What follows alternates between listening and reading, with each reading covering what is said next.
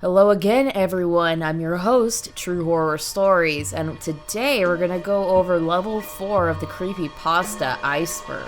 We've already talked about some pretty insane stories to this point, and it's only gonna get better or worse from here. Without further ado, let's go ahead and get into the second to last level on this iceberg, level 4. Ted the Caver is a popular creepypasta about a mysterious cave the narrator, Ted, found near his home.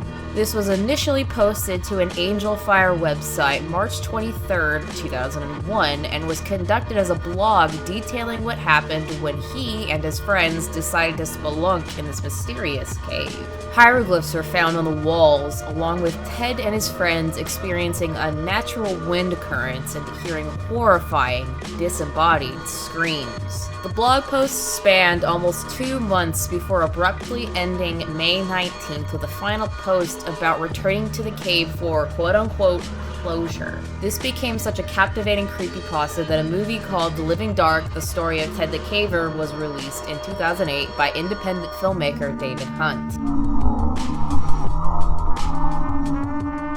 $1.Wave is a virus-based creepypasta that is part of a series of stories called The Goodman Saga, written in blog post form by a user named John Goodman. The initial post was made August 17, 2011, with a download link called, you guessed it, $1.Wave that Goodman stated was 4 minutes of distorted sound.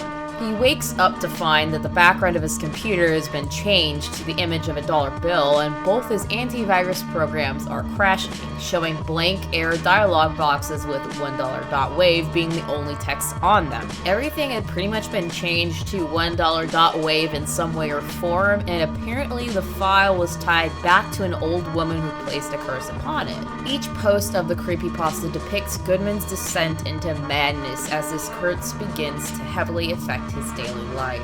The last post leaves it open-ended with a question of whether the curse truly had left him or not.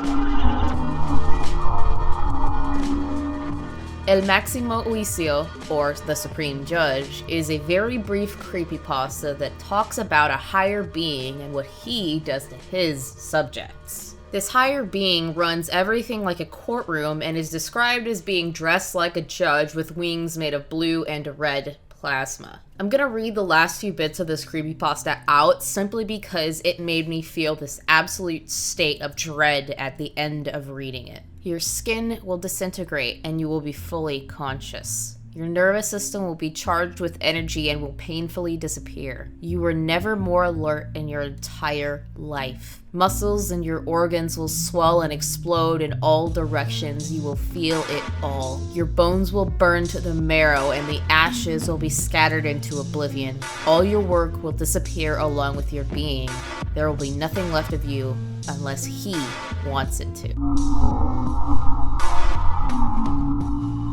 Don't Look at Mandu is a creepypasta based around a really dark image of a bug-eyed creature of some sort. Mandu apparently is the malevolent, quote-unquote, spirit of those you've once hurt, manifested into reality to murder anyone who is reading this particular creepypasta. The narrator warns the reader that they will die in a horrifying way reflecting their worst fears, telling them that, quote-unquote, you should have been a kind-hearted person. Kill Switch is another one of those missing game-related creepypastas that talks about a mysterious game that came out in 1989 and is supposedly a precursor to popular franchises Myst and Silent Hill. The game plays out as a murder mystery of some sorts that ends with the game deleting itself and disappearing from the player's computer without a trace before the entire game can be completed. What I mean by this is that there's 2 different characters with their own storyline, and apparently if you complete one of those 2, you can't complete the other. The story ends stating that there is only one known unopened copy left, and it's in the custody of a Tokyo resident named Yamamoto Ryuichi, who had posted a clip of himself crying with the avatar choice screen visible over his right shoulder. Console Me is basically a creepypasta about a guy who has another girl's soul attached to him through this weird, mysterious experiment with an Xbox 360. She initially gets in contact with him while he's playing Borderlands through the microphone and headset connected to the Xbox. Once he starts talking to her, he passes out after having some weird visions and wakes up in a white cell with another microphone. He then finds out through this girl that he's going to become this hollow mass of flesh that is then connected to another person who is also going to be dragged into this weird cycle of crap. Come Follow Me is a creepypasta based around an alleged ROM hack of the Pokemon Red and Green games released February 27, 1996. The first release of the game allegedly led to the self-induced deaths of children ages 10 through 15 in the most horrendous ways, some of which being sawing off limbs, choking on their own fist, and jumping inside scalding hot ovens. The creepypasta details how a detective tries to investigate this string of deaths, discovering that some of those who helped create the games tampered with them to cause such events. I'm not going to go deeply into this one simply because I would love to cover it in a video or a stream at some point, so if you're interested in that, let me know in the comment section below. Noli Maddow is the name of a creepy-looking creature that comes from a very hard-to-find creepypasta called No lo veas si estás solo en casa, which translates to "Don't see it if you're home alone." I couldn't find a lot in English about this creature, but I did find that it likes to race children to their beds. If the child wins, he leaves them alone, but if he wins, he tortures the child until dawn. Mr. Mix is an old typing game for the PC that goes from extremely easy to extremely hard. It's basically like one of those typing games us 90s kids used to have when we were in school, when it was pretty much essential for you to start learning how to use a computer. In the case of Mr. Mix, the game is reportedly so hard that nobody could beat it, and those young children who got close to would plead for their parents to save them from whatever they were seeing on their screens and hearing in their headsets. Definitely don't remember that in my typing games when I was growing up. Later on, hackers would eventually get a hold of this game or copies of it, and then would, as you would expect, get to the end using hacking techniques. Like the children who played this game when it was initially released to the public, those that did would become mentally unhinged and eventually disappear completely. This creepypasta ends with an M. Night Shyamalan-esque twist that makes this seemingly innocent game so much more sinister, and instead of spoiling it for you, I'm going to suggest you go to the link below and read for yourself. White with Red is pretty much, in my opinion, a troll pasta. It's extremely short and has really nothing of extreme worth to it, but it's about a haunted hotel room where a murder took place, the hauntings occurring when customers look through the keyhole for this room. I've covered short creepypastas before that conveyed their story well, and this is definitely not one of those. Super Mario 64 is a, you guessed it, Super Mario 64 creepypasta. Wow, these are so inventive. The narrator in this one finds a website that promises an official copy of the Super Mario 64 game if $10 is mailed to a particular address. They do this, receive the copy, and notice that once they start playing it, there's some very disturbing imagery that happens during gameplay. Most of the disturbing imagery is of corpses with maggots and such crawling around on them, and they really only appear once the person dies in game. At the end of the game, the narrator decides to select another save file and notices that the same sort of thing has happened to another family. Happiness for Sale is another Zelda creepypasta that surrounds the Happy Mask Man seen in multiple iterations of the franchise. The Happy Mask Man is seen with masks hanging from his bag, and this particular story explains where those masks come from. The narrator talks about a frightening run-in with a creepy salesman one morning, only to meet them again the next day when they'd set up shop in town. During this second meeting, they witness the salesman consume a child like a snake, jaw unhinging to swallow the boy, almost pull. The Happy Mask Man then reveals a disgusting ability to create the face of the people he consumes, which is what is sold as masks. Do you want a mask, my boy? Unknown Format is a creepypasta I had initially heard about years ago when the absolutely amazing God Among YouTubers, Some Ordinary Gamers, covered this sort of content back in the day. The story comes in a form of a letter to someone named Nick, who inevitably posted this letter describing a torrented game they found on a torrent website called Shikami no Tengen. Though the instructions that came with the torrent told this person not to play the file, they still ended up doing so and were rewarded with horrifying images. After playing this game, it affected every other game they would play thereafter, and they would end up uninstalling it completely. The writer of this letter would then disappear and go so fucking insane, they were eventually found by police living in a bomb shelter after a string of violent crimes with the intent to kill.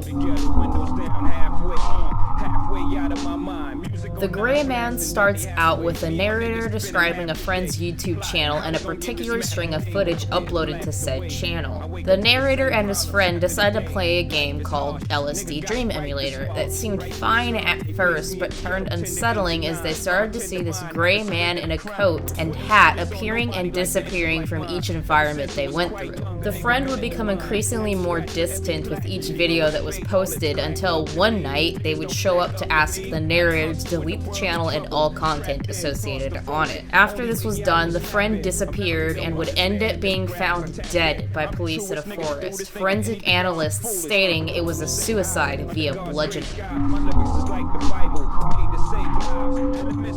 The Strider is a story based upon a creature described as being 15 foot tall with dark fur, black eyes, and long legs with sharp pointed feet.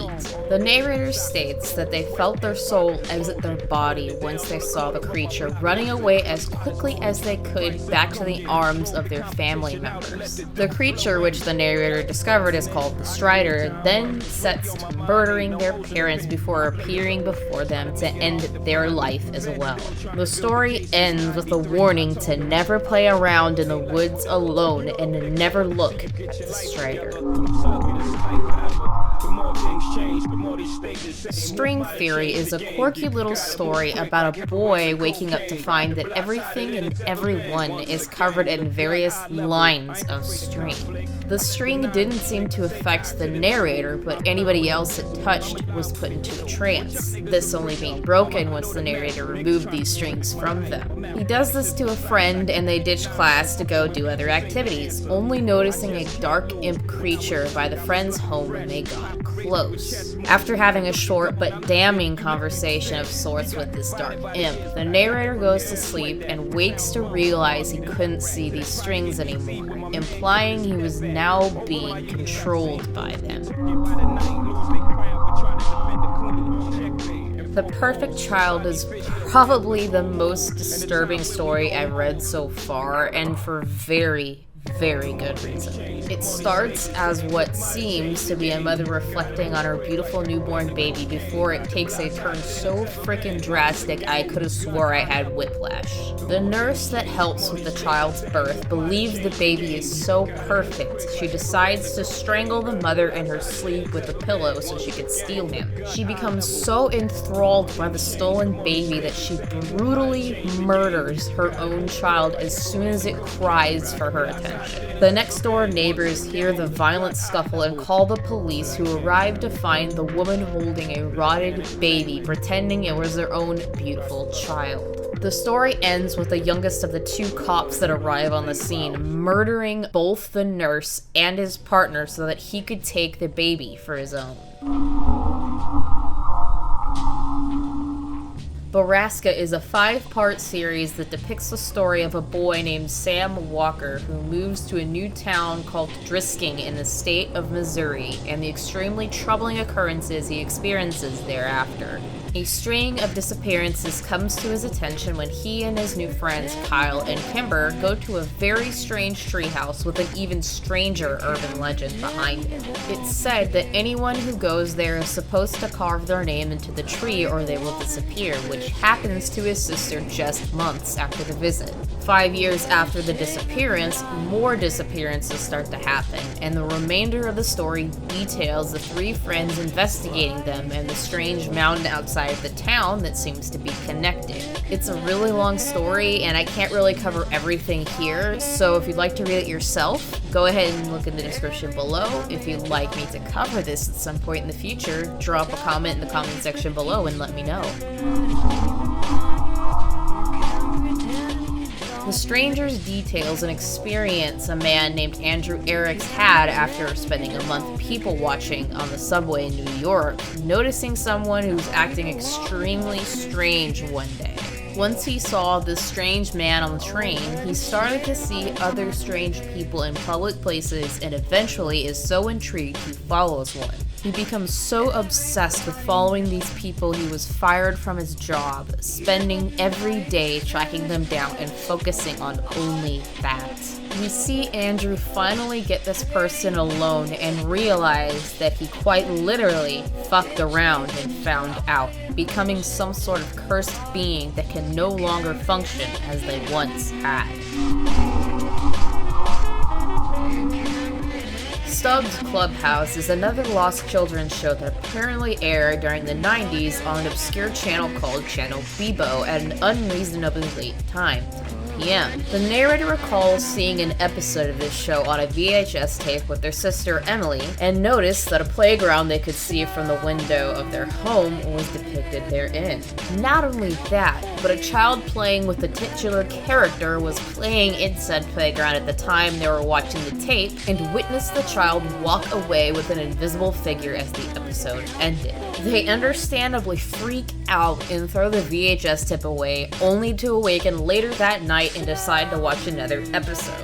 This is light years darker than the first and shows Stubbs peeling the flesh off a girl's arm layer by layer, the narrator watching all the way until the end out of pure fucking shock. The episode ends with Stubbs standing over Emily's bed, looking directly at the camera and directly at the narrator. The Princess is a very short story told from the point of view of what I believe is an imaginary friend to a young girl with a highly abusive father. It describes how the father gets drunk one night and gives the daughter a tainted glass of water that causes her death, the imaginary friend then taking revenge on him in a manner that looked like a form of suicide. The Theater is another bootleg CD-ROM game that would apparently lock up computers during installation when the licensing agreement appeared. Once it's installed, the game consists of going through a set of cycling hallways that, after a certain amount of time, would show some really weird changes until the player could no longer move forward. It's at this point that the ticket taker that appears at the beginning of the game appears once again here, his once generic face, now a giant swirl, and apparently states, "Never reach the other levels before the game crashes," meaning you never see what else is in the game. What's worse is that the original players of the game claim to see the swirl-headed ticket taker in the corner of their vision after playing the game. Upstairs is yet another short story coming off as a troll pasta that basically describes how a child comes home from school looking for their mother. Though it seems their mother is there when they look upstairs to see if their mother was coming out, they find a pale-faced being staring down at them instead. Dying Happy is a video game pasta based upon a Nintendo 3DS game called Tomodachi Life that is basically Nintendo's answer to The Sims. This tale starts with a few friends, Owen and the narrator, playing this game until a particular song comes on. The song is called Dying Happy from an in-game character called Mr. Happy. After this song plays, Owen signs off and goes missing for a week before another friend, Jenny, calls to tell the narrator that their friend had jumped off an overpass and had passed away. The narrator would then receive emails with crappy webcam videos of someone saying, saying everyone is dying happy, returning to the game to find Mr. Happy had appeared in their in-game home. This results in the narrator going into the same state as Owen, deciding that they would commit the same horrific act at the behest of the malevolent Mr. Happy. The Wyoming Incident is a story and video associated with a television broadcast hijacking hacking in the cities and communities in and around Niobrara County in the state of Wyoming. The broadcast was taken over to show some unknown person's video of disembodied human heads with a weird text screen saying this was a special presentation. The hijacker was never caught, and those who saw the broadcast complained about experiencing headaches, hallucinations, and vomiting. Totters Maze is a haunted PC creepypasta of sorts where the narrator, a teacher's assistant in a computer science department, gets a hold of an old Dell PC with a weird game inside called, you guessed it, Totters Maze. They boot the game up and begin playing, becoming increasingly unsettled the longer they play, to the point where they were terrified of not completing it. At one point, they receive a phone call from their stepfather stating that a murder had happened at his home and the police were called. Things became disturbing after that, and I don't want to ruin it too much, so please go give it a read if you want to know the ending. Halloween 64 is another Nintendo 64 creepypasta where the narrator receives an unmarked game cartridge and decides to play it against his gut feeling that something was amiss. They then go on to break down each level of the game, with you starting as a child dressed in a skeleton costume with a jack-o'-lantern bucket, like most remember when trick-or-treating in their younger years. The intent of the level is to stay out of the dark as street lights throughout the level dimmed, the player being forced into this darkness by the second level. It's also in the second level that the player realizes that the more lives they lose in-game, the more damage they take physically in the real world. By the time they get to level 3, they're coughing up blood and, as you probably already guessed, are on death's door with their last life remaining once they finish the game.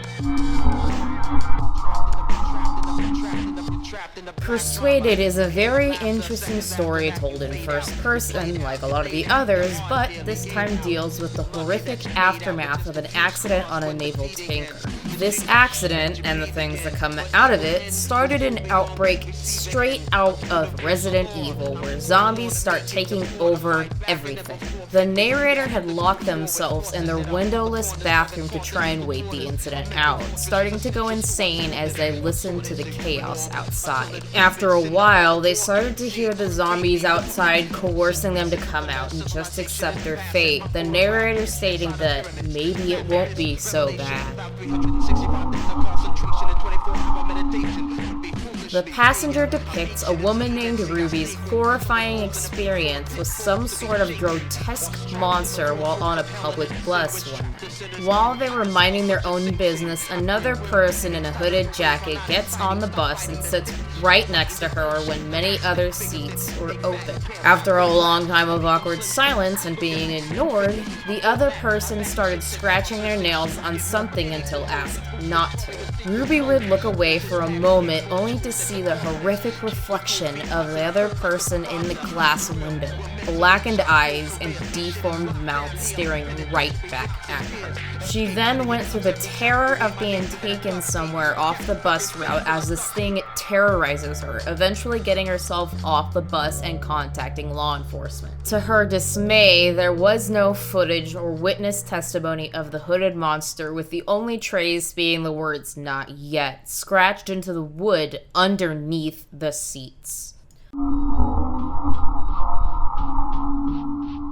Obey the Walrus, or Obedece a la Morsa, is based off a very old video that first appeared in 2007 and is comprised of distorted clips of Joni Baima, a girl who was featured in a 90s documentary film called The Goddess Bunny. Because of how distorted the clips are and because Joni is physically handicapped, it was disturbing enough that an alleged Latin cult called La Morsa would co-opt it in their YouTube channel to create an ARG of sorts. 9 videos, all in Spanish, were created and posted on this channel, with the creator later stating that they were just art projects with a horror spin to them.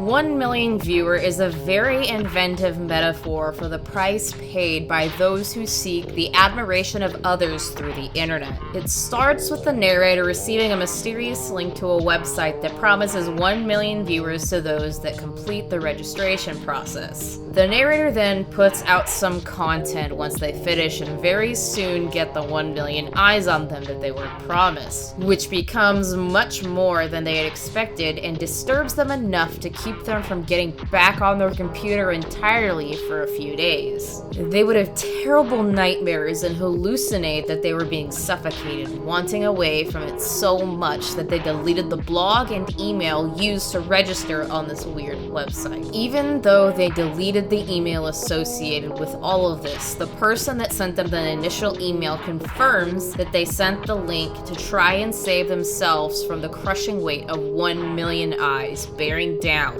upon them. So, I'm not gonna go over the basement because when I went to look this one up, I got 5 different creepypastas of the same name and I have no fucking idea which one's the right one, so I'm skipping this. Person who created this iceberg, you need to be more specific on this shit, okay? Thank you. Paid For in Blood is told in a form of journal entries and notes from multiple people, which is actually kind of interesting seeing as usually it's only one person. The story takes place in 1913 when a man named Mr. Howard is taken in for questioning following his being kicked out of a local pub for causing trouble. Mr. Howard had been hired to help with excavating a high-profile estate where many workers had disappeared due to a multitude of suspected reasons. He goes on to talk about what was found at this site and delve deep into the tunnels therein to find this monstrous blob of flesh covered in a disgusting coating of membrane. When a comrade of his was taken by this thing, Mr. Howard ran for the fucking hills, only for it to chase him to some extent, needing to kill what was left of his friend to escape. Guys, I'm gonna be perfectly honest when reading this particular creepypasta. I don't know what the fuck is happening, so I'm just explaining it as best I can, okay? If you want to know the actual shit that happened, go read it. It's in the description. The Queen's Guard is the story of a man who serves in the Queen's Guard in England, obviously, and his experience with this extremely volatile creature he runs into on the train one day in 2012. Because he spoke to her, she latched onto him and proceeded to stalk him, appearing at his home and scaring anyone else who was with him. He was even let go from his job when they found out, the woman appearing there just after he was fired. She then appeared at his home and tried to take his niece while she was staying with him, though her efforts were, thankfully, thwarted. Out with a Bang is a short creepypasta that I'm gonna just kind of quickly gloss over because of the subject matter therein. It basically talks about how the narrator discovers he can kill people by pointing his fingers at them like a gun and shouting, "Bang!" This happens twice throughout the story, both of which are with friends, and each time there's a huge toll on his mental health. You can inevitably see this in the ending when he says that he's going to turn those powers on himself because he just can't handle the guilt anymore. Never Go Camping in the Woods Alone is one that I couldn't find in written format, but I was able to find a reading of it by Creepypasta Jr. on YouTube. The narrator talks about, as you can see from the title, going out into the woods to camp on their own and being confronted by a terrifying beast. The creature is described as being extremely pale-skinned and bald with no eyes, razor-sharp teeth, and can move soundlessly throughout the forest. They then run as fast as they fucking can and hear the thing saying their name, stating he was really traumatized by the incident, and I cannot blame him for that. He closes with a particular bit of advice. If any of you decide to go camping soon, please take someone with you. If you don't, you might not hear the creature coming for you, and it'll be too late for you to get away. That's everything I've got for Creepypasta Iceberg level 4. I'll see you in the next one. Peace out. I wanted to take this time to thank my Patreons and channel members. Your support is so greatly appreciated, and I can't thank you enough. If you'd like to become a Patreon, there is a link in the description below, and if you'd like to become a channel member, just go ahead and click that join button and join the Truthfully Horror House. All channel members and Patreons receive 24-hour access to videos prior to their public release and exclusive updates on my progress. After a certain tier, you can request that I do some topic or movie review, or you can even request that I do a game live stream, whichever works for you. At the highest tier, you not only get to choose the topic in which I cover, you get to either co-host the stream or the video that I do that covers said topic, no matter if it's one or multiple. Of course, this is not obligatory. If you want to support the channel, I greatly appreciate it. And once again, thank you so